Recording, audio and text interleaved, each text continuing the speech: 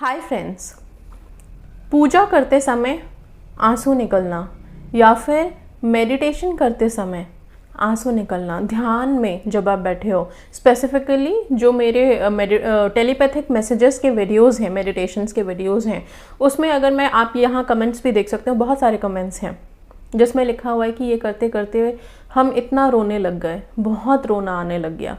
तो क्या ये ठीक है? ये रोना क्या पॉजिटिव साइन है या फिर इससे वाइब्रेशंस नहीं जाएंगी, ऐसा कुछ है?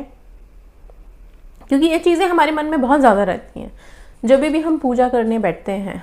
अगर कोई ऐसी विश है जिसको हम बहुत टाइम से चाह रहे हैं कि हो जाए और हो नहीं रहा, ठीक है, तो वो हमारे अंदर एक ऐसी फीलिंग जगाना शुरू कर देता है। हम इमोशनली उससे इतने अटैच हो जाते हैं कि जब हम ईश्वर के सामने बैठते हैं, भगवान के सामने बैठते हैं और प्रार्थना करते हैं, उस विश के लिए, उस विनती के लिए प्रार्थना कर रहे हैं बहुत दिल से, तब आंसू निकल जाते हैं। ठीक है। दूसरा, अगर आप मेडिटेशन में हो, टेलीपैथिक मैसेज भेज रहे हो किसी से, कोई इंसान आपको रिस्पॉन्ड नहीं कर रहा है, आपसे बातें नहीं कर रहा है और आप दिल से चाह रहे हो कि वो आपको अपना ले, आपसे बातें करे, आप दोनों के बीच का जो रिश्ता है वो मधुर हो जाए, तो तब जब आप उसको इमेजिन करके अपनी फीलिंग्स उसको जाहिर करते हो, तभी भी हम इमोशनल हो जाते हैं। तो वो है ना कि दिल का दरिया, बस वैसा ही है। जब हमारे अंदर की भावनाएं बहुत तेज़ हो जाती हैं, एक गर्मी सी हो जाती है, तो वैसे ही समझिए कि जब भाप बन के उड़ता है तो बारिश शुरू होने लग जाती है। बस वैसे ही हमारी भावनाएं हैं। हमारी भावनाएं जब भर जाती हैं, इमोशन से हम फिल हो जाते हैं, तो वो आंसू के रूप में हमारे आँखों से निकलने लगते हैं।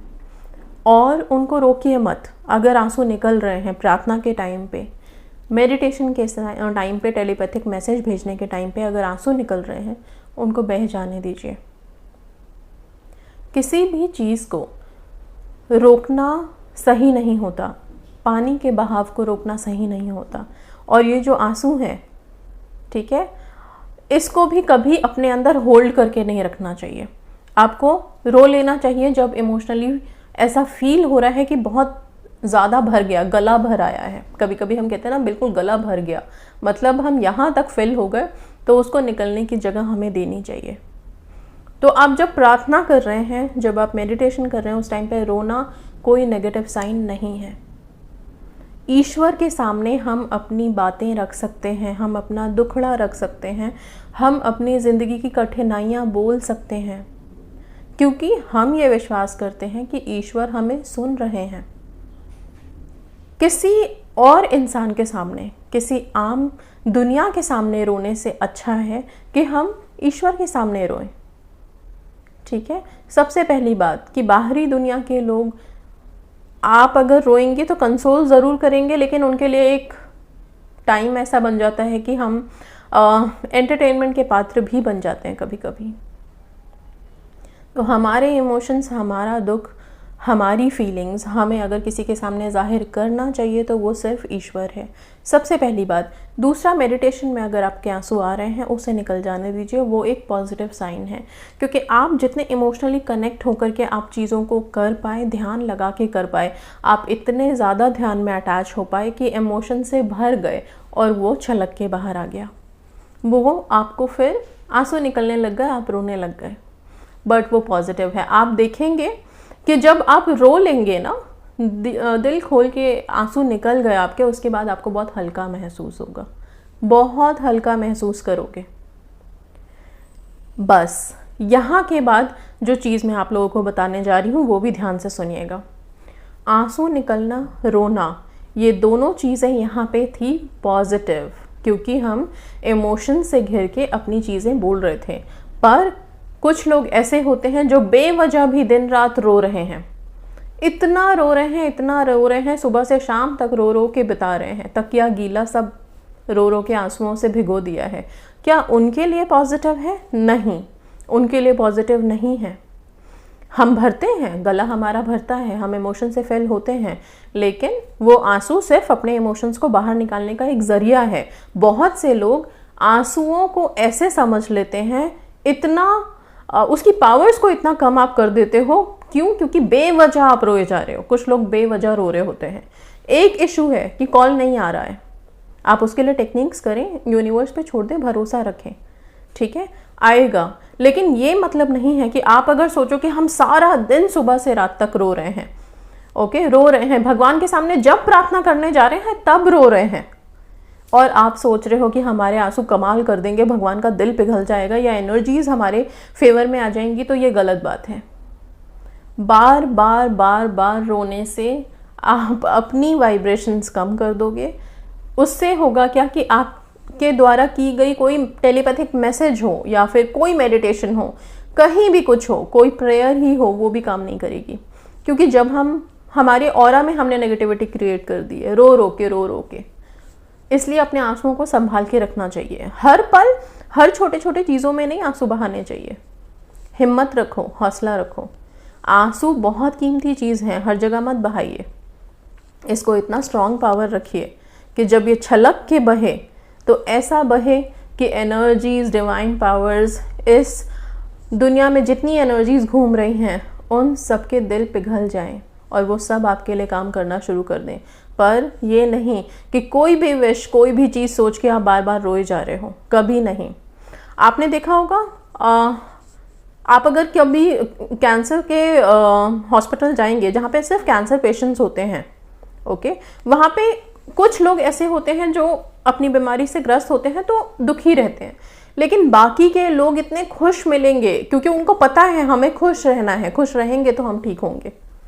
तो अगर बीमारी से ग्रस्त लोग भी दिन रात रोना शुरू कर दें तो क्या वो ठीक हो जाएंगे? नहीं, बल्कि और ज़्यादा क्रिटिकल हो जाएगी कंडीशन। तो जब बहुत बीमार होते हैं, बीमारी से बड़ा दुख क्या है? शारीरिक सुख सबसे बड़ा सुख है, ओके। और अगर वहाँ पे बीमार हैं और बीमारी में अगर सोचे कोई इंसान कि हम दिन रात रोएंगे, रोने से हम ठीक हो जाएंगे, तो क्या ठीक हो जाएंगे? नहीं होंगे, कभी नहीं होंगे। बल्कि आप जितना खुश रहोगे, हैप्पीनेस जो हार्मोन्स आपके अंदर रिलीज करेंगे वो बहुत ही ज़्यादा आपको एक तरह से क्योर करेंगे, बहुत जल्दी ठीक करेंगे, ओके। तो इन सब चीज़ों का ध्यान रखिए। आपके आंसू अगर निकलते हैं कभी मेडिटेशन में, प्रार्थना में, वो अलग बात है। लेकिन जो लोग सुबह से रात तक बिना वजह रोते रहते हैं, बिना वजह ही बोलूँगी मैं, उनको लगता होगा कि हमें इतना बड़ा दुख है, हमारे यहाँ क्या कहते हैं, हमारी शादी नहीं हो रही, पेरेंट्स राज़ी नहीं हो रहे, इतनी दिक्कतें हैं, हम क्यों ना रोएं। तो आपके रोने से कुछ नहीं होगा। आप पॉजिटिव रहोगे, पॉजिटिव ऑरा क्रिएट करोगे, अपना अट्रैक्शन पावर क्रिएट करोगे, तो जो लोगों को अगर नौकरी नहीं मिल रही है बहुत टाइम से, आप नौकरियां अट्रैक्ट कर पाओगे अपने लिए। पॉजिटिव इंसान के लिए पॉजिटिव एनर्जीज काम करती हैं, लेकिन जो इंसान बहुत नेगेटिव हो जाते हैं उनके लिए कुछ भी काम नहीं करता, और आप ना चाहते हुए भी सिर्फ नेगेटिविटी एब्जॉर्ब करोगे। बहुत छोटी सी चीज़ है। मेडिटेशंस में बहुत सारे इसलिए कमेंट्स आ रहे थे कि हमने ये मेडिटेशन किया और बहुत रोना आया, हम बहुत रोए, ठीक है।